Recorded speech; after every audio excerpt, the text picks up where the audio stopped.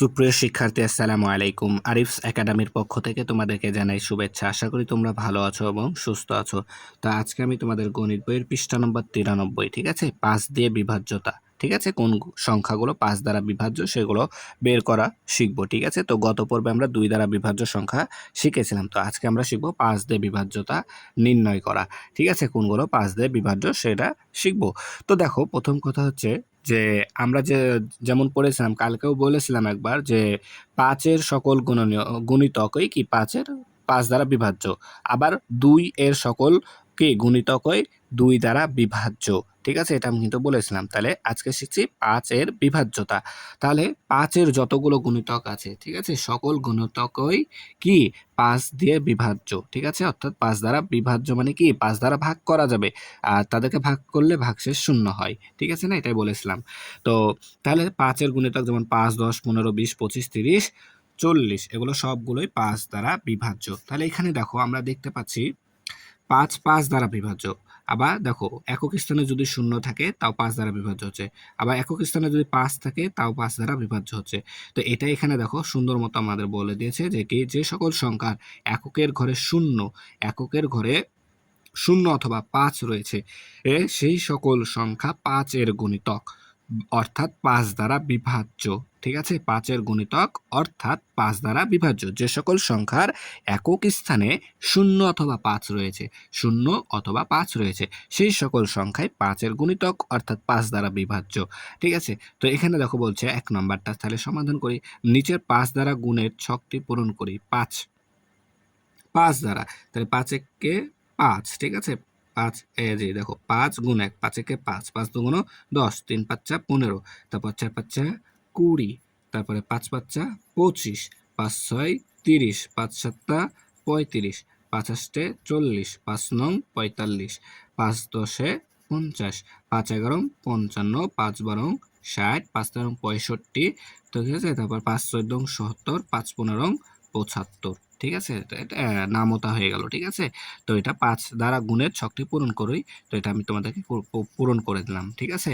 এরপর দেখো 15-র পরে আরও দেওয়া আছে। তো তোমরা যদি এখন দেখো, এখানে তোমরা এখন যদি কি পারো না, যদি গুণ করতে না পারো, ঠিক আছে, দেখো এখানে, তাহলে এখানে 80, এটা 85, তাহলে এখানে হবে 90, 5 5 করে যোগ করে দাও, তারপরে 95, তাহলে এখানে হবে 100, এখানে 105 হলে এখানে হবে 110, আবার এখানে 110 হলে এখানে হবে 115, এখানে 115, এখানে তাহলে 120, এখানে হবে 125, তারপর হবে 135, 35, আচ্ছা এখানে 30 হবে, সরি এখানে 30 হবে, এখানে 25, 25 আর 5 30, 35, তাহলে 140, 145, আর এখানে হবে 150, 150, ঠিক আছে। তাহলে দেখো, দেখা যাচ্ছে কি এককের ঘরে, তাহলে আমরা উপরে দেখতে পাচ্ছি কি এককের ঘরে এই যে 0 আছে অথবা 5 আছে, 0 আছে অথবা 5 আছে, প্রত্যেকটাতে দেখো যে এখানে দেখো 0 অথবা 5, প্রত্যেকটাতেই দেখো 5 এর যতগুলো গুণিতক আছে প্রত্যেকটাতেই 0 অথবা 5 আছে। এককের ঘরে, এককের ঘরে 0 অথবা 5 আছে। তাহলে এখানেই আমরা এটাই লিখছি যে 5 এর গুণিতকের এককের ঘরে 0 অথবা 5 থাকে। তাই যে কোনো সংখ্যার এককের ঘরে 0 অথবা 5 থাকলে সংখ্যাটি 5 দ্বারা বিভাজ্য হবে, 5 দ্বারা বিভাজ্য হবে, ঠিক আছে। তাহলে এখন দেখুন নিচে আমাদের যে অঙ্কটা দেওয়া আছে সেটা এখন আমরা সমাধান করব, ঠিক আছে। তো এখানে কি বলছে, নিচের বক্সের কোন সংখ্যাগুলো 5 দ্বারা বিভাজ্য, কোন সংখ্যাগুলো 5 দ্বারা বিভাজ্য এবং কোন কোন সংখ্যাগুলো 5 দ্বারা বিভাজ্য নয় তা লিখি। তাহলে আমাদের মেন কথা হচ্ছে কি 0 অথবা 5, যে কোনো সংখ্যার একক স্থানে 0 অথবা 5 থাকলে সেটা 5 দ্বারা বিভাজ্য। তাহলে দেখো এখানে 0 নাই, 5ও নাই, তার মানে এটা 5 দ্বারা বিভাজ্য নয়, তাহলে এটাকে এখানে লিখে দিলাম। এরপর দেখো এখানে 5 আছে, তার মানে এটা 5 দ্বারা বিভাজ্য। আবার এখানে দেখো 0 আছে, তাহলে এটা 5 দ্বারা বিভাজ্য। এখানে দেখো 0ও নাই, 5ও নাই, তাহলে এটা কি 5 দ্বারা বিভাজ্য নয়। এরপর দেখো এখানে 5 আছে এককের ঘরে, তাহলে এটা 5 দ্বারা বিভাজ্য, ঠিক আছে। এরপর দেখো এখানে 0 আছে, তার মানে এটাও 5 দ্বারা বিভাজ্য। এরপর দেখো এখানে 4 আছে এককের ঘরে, ঠিক আছে, তাহলে এটা 5 দ্বারা বিভাজ্য নয়, ঠিক আছে। এরপর দেখো এখানে এককের ঘরে 5 আছে, তার মানে 235ও আমাদের কি 5 দ্বারা বিভাজ্য। এরপর দেখো এখানে 5 আছে, তাহলে এখানে আমাদের এটাও 5 দ্বারা বিভাজ্য। এখানে দেখো 2 আছে এককের ঘরে, তাহলে এটা কি 5 দ্বারা বিভাজ্য হবে, হবে না। তাহলে কত সংখ্যাটি 12। এরপর দেখো 355 একের ঘরে 5, তার মানে 355 আমাদের কি 5 দ্বারা বিভাজ্য। এখানে দেখো 8 আছে, তার মানে এটা কি 5 দ্বারা বিভাজ্য নয়।